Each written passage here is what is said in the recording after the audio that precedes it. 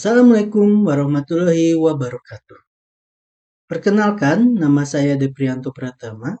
Saya adalah salah satu dosen fisika di Politeknik Negeri Bandung. Mata kuliah yang saya ampu yaitu Fisika Terapan B pada prodi D3 Teknik Elektronika, jurusan Teknik Elektro.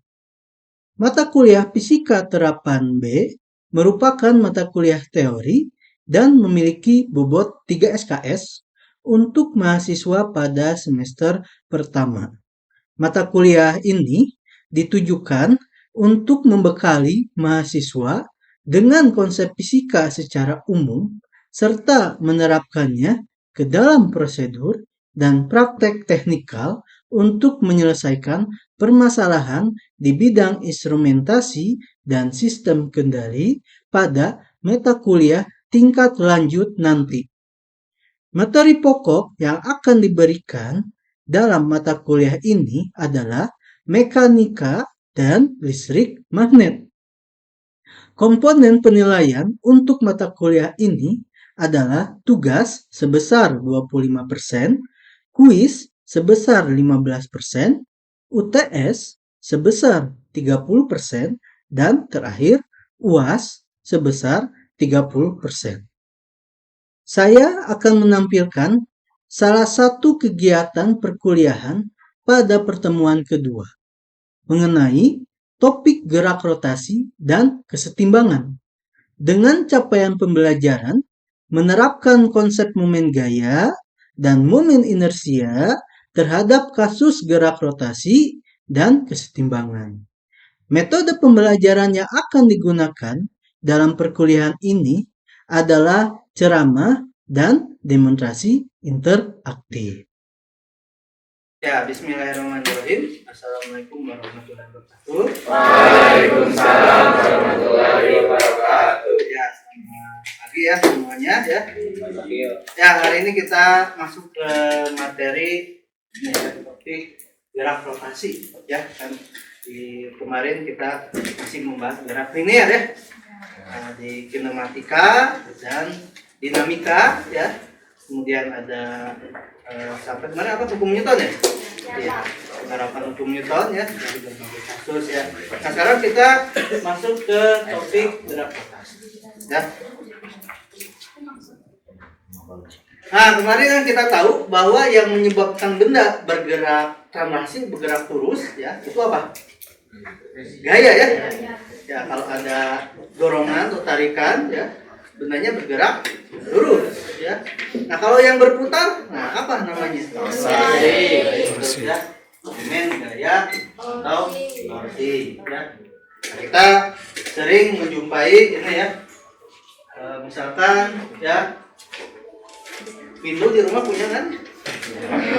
Nah pernah lihat nggak kalau gagang pintu itu posisinya itu jauh dari engsel ya? Ya. Kenapa itu ya posisinya jauh dari engsel ya? Karena biar ringan Pak. Ya. Ringan ada rotasi lebih besar. Ya biar lebih ringan ya. Nah, gerak rotasinya bisa lebih besar ya. Itu ya. Nah kalau pernah nyoba nggak kita narik atau mendorong pintunya dekat-dekat engsel gitu atau di tengah gitu ya lebih susah ya. Lebih berat. Nah ini ada hubungannya dengan ini momen gaya atau torsi ya. Kalau torsinya besar ya itu gerak rotasi akan semakin besar ya, akan semakin bisa terjadi ya. Nah kalau torsinya kecil akan mungkin bisa gerak rotasi akan susah ya terjadi gitu kan ya. Berarti ini torsinya itu tidak hanya tergantung dengan kekuatan kita atau dorongan kita ya, tapi bergantung juga pada posisi ya, posisi pada sumbu putarnya. Berarti kalau semakin jauh dari sumbu putar maka kita berikan torsi yang besar ya, sumbu putarnya engsel ya. Kalau semakin dekat sumbu putar ya, jadinya makanya itu makin susah kita untuk memutarnya ya, kan ya. Nah ini ya, kan ini pengantarnya ya seperti itu. Nah, jadi bagaimana sih perumusan torsi ya? Kalau gaya itu ya cuma F saja kan ya. Kalau torsi bagaimana ngerumusinnya? Nah, ini ya. Nah, torsi itu sama kayak gaya, itu merupakan besaran vektor ya. Punya besar dan arah ya. Nah, torsi ini dari hasil perkalian dua vektor. Perkaliannya adalah perkalian cross ya. Nah, ini simbol torsi. Torsi sama dengan ya R cross F. Nah, kalau F ya tahu ya. F itu apa? Gaya ya. Nah, kalau F, nah di sini nanti saya akan jelaskan ya. Nah, ini adalah namanya R itu adalah vektor posisi titik tangkap gaya ya. Nah, nanti ditarik dari pusat rotasi ke gaya ya. Nah, ini kita lihat, ini adalah perkalian vektor, yaitu perkalian cross ya. Nah, perkalian vektor ingat ada berapa jenis? Dua. Ya, cross sama dot ya. Nah, kalau yang ini cross. Nah, kalau yang cross dengan dot bedanya apa sih? Kalau cross punya arah. Ya, kalau dot hanya besarnya saja ya, skala ya. Nah, ini cross. Berarti torsi ini hasilnya adalah vektor ya, punya arah juga ya. Nah, coba kita tinjau ya. Nah, kalau besar torsi ya, nah, ini kalau perkalian cross itu kalau masih ingat ya, itu adalah misalkan A cross B ya, maka A kali B kali sin theta ya, besar A kali besar B kali sin theta ya, kalau perkalian cross itu. Kalau dot kan A cross B gitu ya, besar A cross B ya, itu kan besar A ya kali besar B kali sin ya. Nah, kalau dot itu kan dia langsung besarnya ya, tidak punya arah ya. A kali B besar A kali besar apa B ya kali cos atau sin cos ya. Nah, sekarang kalau kita berbicara torsi ya, kita pakai yang cross ya. Jadi besarnya ini ya. Karena ini R kali F, berarti R kali F kali sin F. Ya, tetanya itu apa? Nah, betul ya, sudut antara R dan F ya. Ini ya. Misalkan ini ada kunci pas ya, kunci Inggris ya. Nah, ini ada baut ya. Kita ingin mengencangkan baut. Nah, kita berikan torsi ke kunci Inggrisnya ya. Nah, gambarkan dulu ya gayanya, misalkan kita tariknya miring ya, ini ya. F membentuk sudut theta terhadap kunci Inggrisnya ya. Nah, yang dinamakan R, R ini adalah vektor posisi titik tangkap gaya ya. Nah, gambar R ini digambarkan dari pusat rotasi ke gaya. Nah, berarti yang ini yang merah ya. Nah, ya gitu kan. Nah, kemudian ya kalau besar torsi ya panjang R dikali besar gaya F dan sudutnya ya. Nah, sudut ini adalah sudut antara R dan F. Nah, kalau kita ingin melihat sudutnya, nah kita harus gambarkan dulu ya, supaya kedua vektor F dan R ini satu titik tangkap ya, ujungnya ya. Nah, ini misalkan F ya, F-nya ke sana kan, nah R-nya ke sini kan, ini R ya, R-nya ke sini ya. Nah, ini datanya ya, di antara F dan R. Ini data. Jadi data itu ketahuan, kalau ketahuannya itu ketika kita kedua vektor ini dihimpitkan di sini ujungnya. Nah, itu ya, ingat nanti ya. Nah, atau kita singkat di sini ya. Nah, kita ada nemu R sin theta. Nah, R sin theta ini kita namakan D. Nah, D ini namanya adalah dengan gaya. Nah, jadi besar dari torsi, nah itu kita bisa sebut gaya kali dengan gaya. Ya, apa dengan gaya? Nah, coba.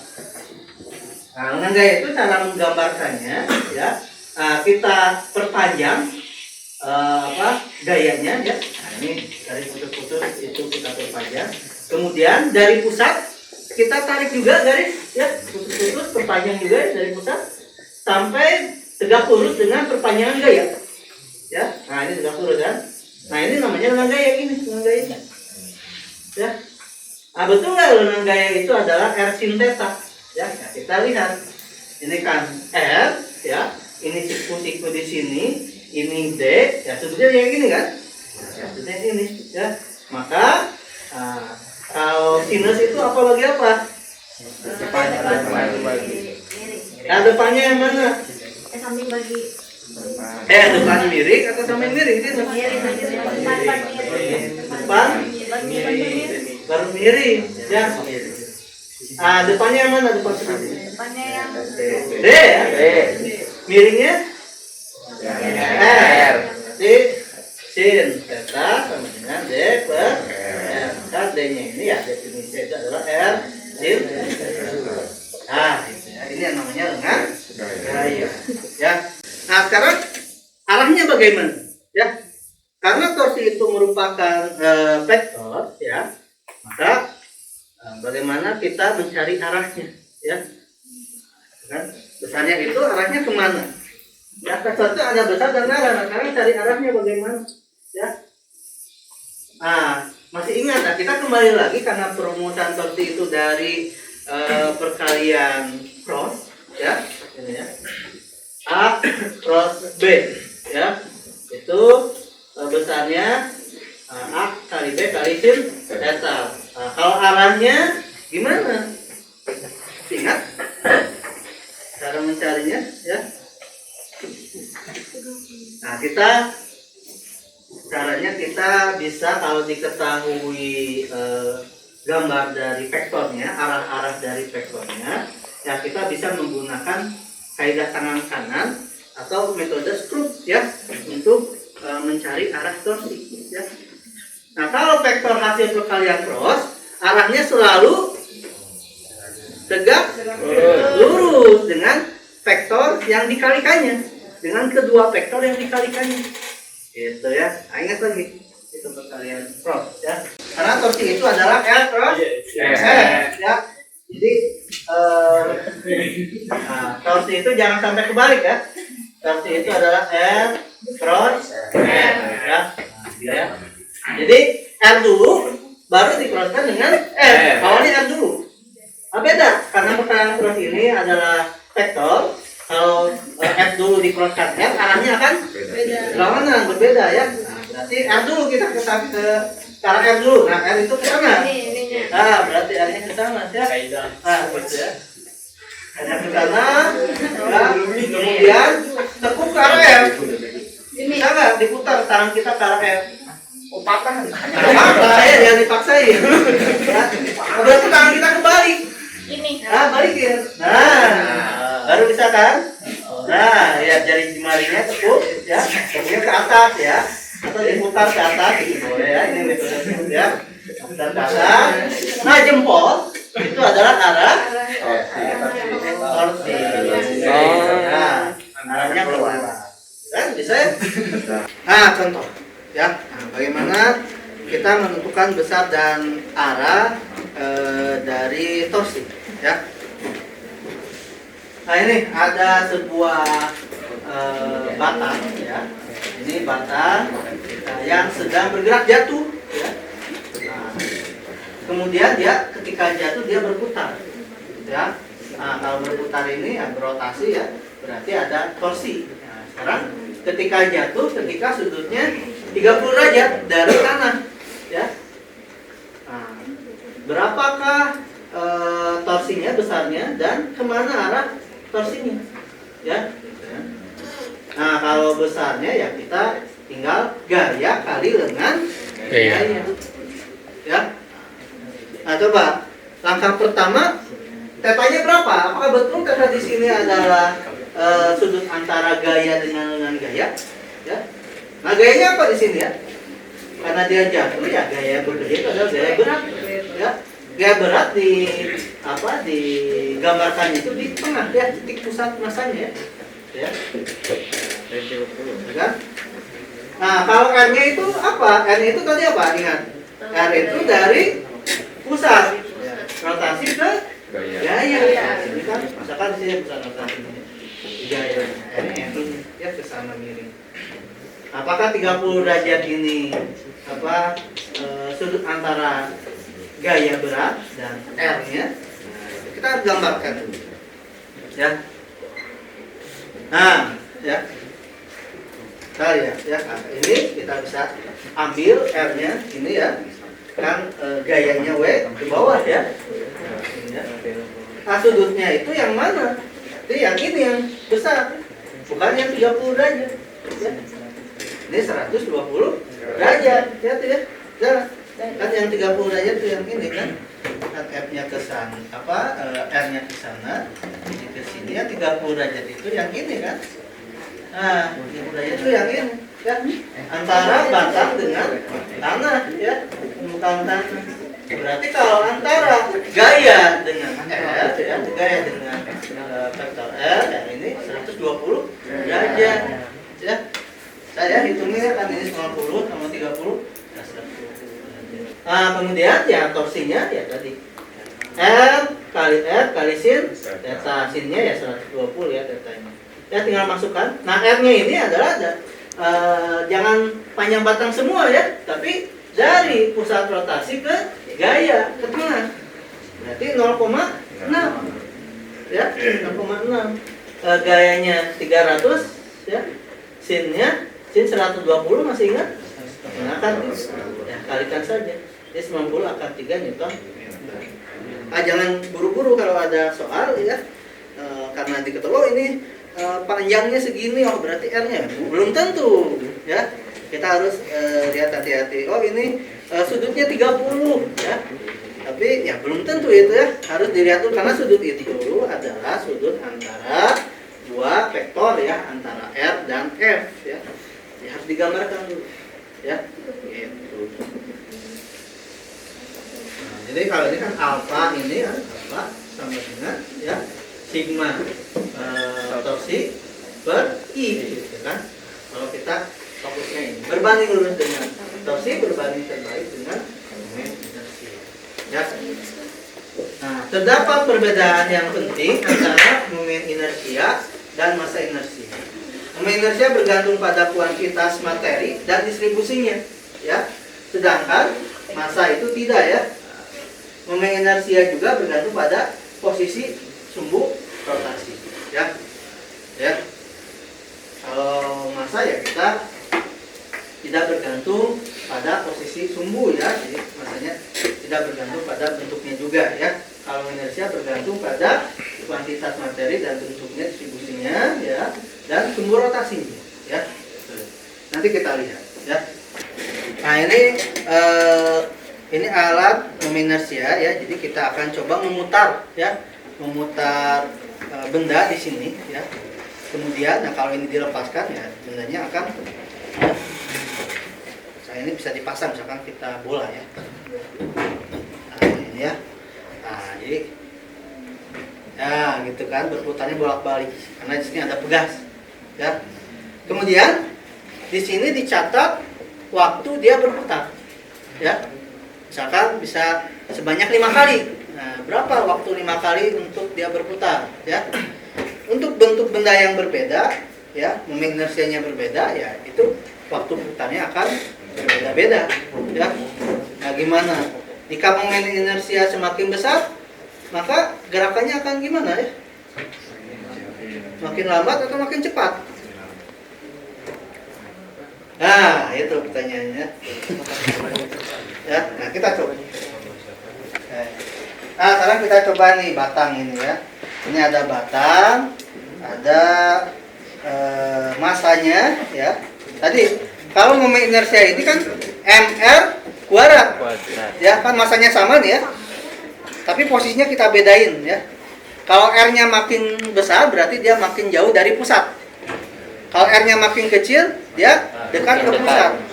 Semakin besar r, momen inersia semakin besar ya. Makin jauh dari pusat, momen inersianya makin besar ya. Nah pertama kita pasang dulu ya. Nah ini ada tunjukkan ke teman-teman ya. Nah ini ada berapa ruas ya. Nah, jadi kita bisa pindahkan masanya di berbagai tempat ya. Ada bisa dekat dengan sumbu rotasi di tengah, ini sumbu rotasinya. Nah, bisa jauh ya. Mau coba yang mana dulu? Yang dekat atau yang jauh? Yang jauh itu. Yang jauh dulu. Yang jauh dulu ya.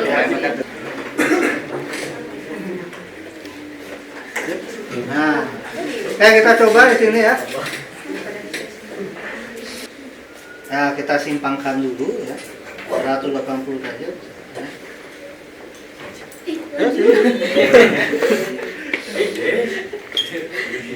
Kelihatan nggak angkanya? Kelihatan. Ya. Kelihatan angkanya? 0, Pak. 0 ya.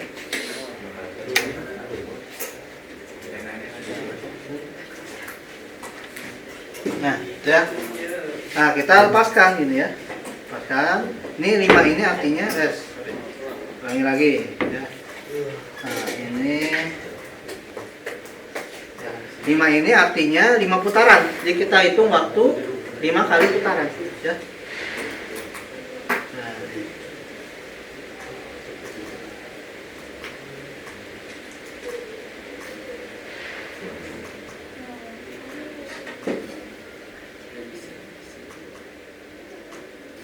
Nah, 27,46 second. Nah, coba ditulis. Tulis. Bikin grafiknya Ya, jadi pertama, cobaan pertama aja tuliskan 5 putarannya berapa? 27,46 second. Ya, untuk percobaan pertama ya, yang pertama itu kita pakai apa? Posisi paling jauh masanya ya. Nah, sekarang yang kedua. Nah, kita dekatin ya. Nah, jadi mendekat ini mobilitasnya mengecil ya. Nah, kalau mobilitasnya mengecil, jadi gimana? Waktunya kelihatan? Kelihatan. Yang lain kelihatan waktunya? Ya, ini mesin. Nah, itu ya. Pas. Nah, kelihatan gerakan dari gerakan juga kelihatan ya. Nah, dengan yang tadi beda. Nah, kita lihat waktunya ya. 11,77. Tulis. Nah. Nah, gitu ya. Ini nanti ada perhitungannya ya. Nanti bisa mencari besar momen inersia untuk masing-masing. Nah, tapi di sini demonstrasi tidak sampai itu ya. Jadi kita akan melihat apa pengaruh momen inersia terhadap putarannya. Ya. Nah, yang pertama itu ya. Nah, yang pertama ini ya. Ini kita posisi masanya paling jauh dari sumbu rotasi ya. Nah, berarti momen inersianya besar. Ya. Yang kedua, sumbu masanya dekat dengan sumbu rotasi. Momen inersianya kecil. Ya, tulis. Ini berarti momen inersia besar, momen inersia kecil. Kelihatan ya.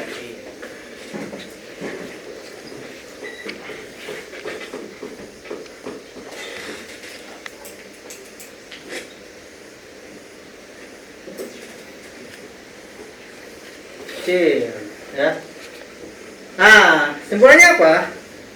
Intinya dari cobaan ini, jika sudutnya mengecil ya kalau momen inersia besar, kecepatan sudutnya mengecil. Jadi semakin apa kalau momen inersia besar itu? Dalam kata lain semakin, jawab ini nih. Benda yang memiliki momen inersia yang lebih besar akan lebih titik-titik diputar dibandingkan ya, dengan momen inersia yang lebih kecil. Ya, lebih lama itu artinya lebih apa? Ini susah atau mudah? Lebih susah dibandingkan dengan momen inersia yang lebih kecil. Ya, itu ya. Jadi paham sekarang? Alhamdulillah. Jadi makin besar momen inersia, makin susah untuk kita putar bendanya. Ya, kalau makin kecil momen inersia, makin lebih mudah ya untuk kita putar. Nah, sekarang kalau bendanya sedang berputar nih ya, benda sedang berputar, ya, momen inersia yang lebih besar itu gimana dengan yang lebih kecil? Kalau kita putarnya kita hentikan, lebih mudah mana menghentikan benda dengan momen inersia yang besar atau benda dengan momen inersia yang kecil ketika berputar? Lebih mudah yang mana? Yang kecil, ya. Mudah yang kecil. Ya. Jadi momen inersia itu ingat sama aja dengan massa is, tingkat kemalasan feeling untuk berputar. Ya, jadi makin besar momen inersia makin malas untuk berputar bendanya, atau makin malas mengubah keadaan dia berputar. Jadi kalau awalnya diam, makin susah kita putar kalau momen inersia yang besar ya. Kalau dia sedang berputar, makin susah kita hentikan kalau momen inersianya besar, gitu ya. Paham ya? Nah, pertama ya, sebuah bola pejal dan silinder pejal ya, masanya sama, nah, ini ya. Kemudian diluncurkan dari bidang miring ya. Kemudian dia menggelinding. Ya, bidang miring yang kasar, jadi menggelinding ya. Nah, mana yang duluan sampai ke bawah? Masanya sama, jari-jarinya sama.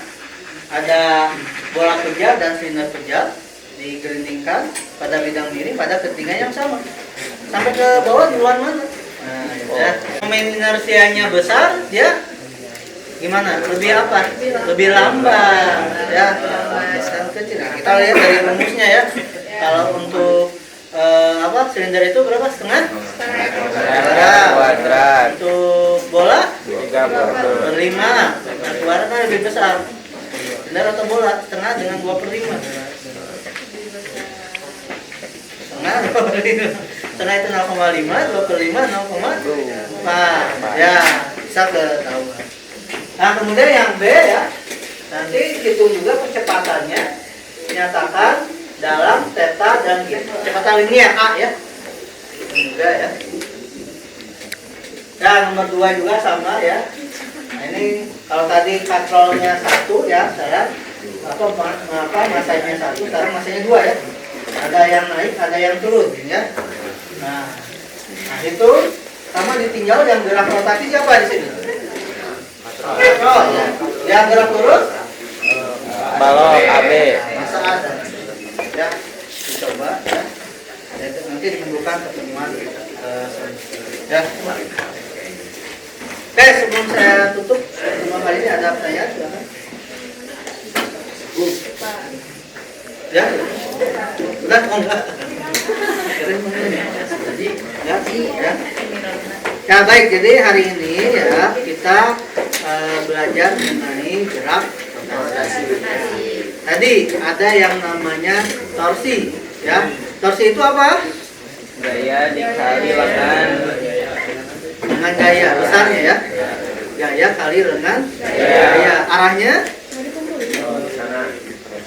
Kalau Positif jika berbanding, berlawanan arah negatif, jika searah jarum jam. kalau searah negatif kalau berlawanan arah Sekalian apa torsinya? Perkalian cross. R cross F atau F cross R? R cross F. Iya, jangan kebalik ya. Nah, arah vektornya pakai kaidah tangan Kanan. Nah, itu nanti di ujian ada ya. Nah, kemudian kalau semakin besar momen inersia, semakin lama Semakin susah. susah untuk diputar. Ya, itu kan. Nah, jadi ini hukum 2 Newton untuk gerak rotasi ya, di sigma torsi sama dengan I kali alfa. Atau alfanya itu percepatan sudut berbanding lurus dengan apa? Torsi berbanding terbalik dengan Nomor inersia. ya. Nah, momen inersia bergantung pada apa saja tadi? Massa, kemudian bentuk, terus Pusat rotasi. pusat rotasi, ya, ukuran, ya, L, ya, dan jarak ke sumbu putar, ya, kan? Ya sudah berarti ya dapat konsepnya. Tinggal nanti Ya baik, kalau gitu kita tutup pertemuan hari ini ya. Sampai jumpa lagi. Ya. Oke, terima kasih. Assalamualaikum warahmatullahi wabarakatuh.